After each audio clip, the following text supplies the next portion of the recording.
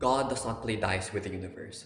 This is a quote attributed to Einstein in a debate about quantum physics in the 20th century, and it has very important implications as to whether or not you have free will.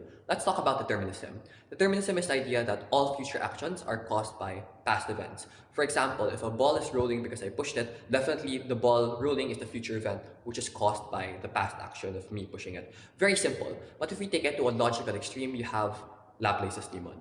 Laplace's demon is a thought experiment that was come up by Pierre-Simon Laplace in the 17th century. And he describes a demon that is capable of knowing the position and movement of every single subatomic particle in the universe and capable of calculating their future positions based on how they're moving. For example, if I roll a ball in the hallway, I can probably tell the ball will roll up to the end of the hallway. Imagine that, but for every single particle in the universe. And he imagined that that demon could imagine the entirety of the future forever.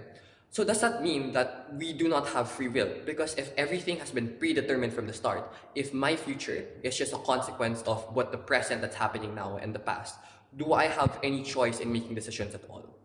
This debate was actually heavily contested until the field of quantum physics was further studied. Because under quantum physics, the universe is actually just a combination of probabilities. For example, the electrons around an atom are a probability field. We don't know where they're going to be. It's not like an actual electron is spinning around until we measure its position. But just because we can't measure it, it doesn't mean that future events still aren't caused by past actions. And this leads me to one of my favorite lines of thought. And it's that even if the future is fixed based on the past now, the fact is, I still feel emotions, I still make decisions based on my personality, and I still make conscious decisions based on the information I have available to me. And I feel like I have the agency, I have the freedom to make these decisions. And if we're thinking about it from an everyday perspective, that's what matters the most. So if I had to answer, I'd say yes, we have free will.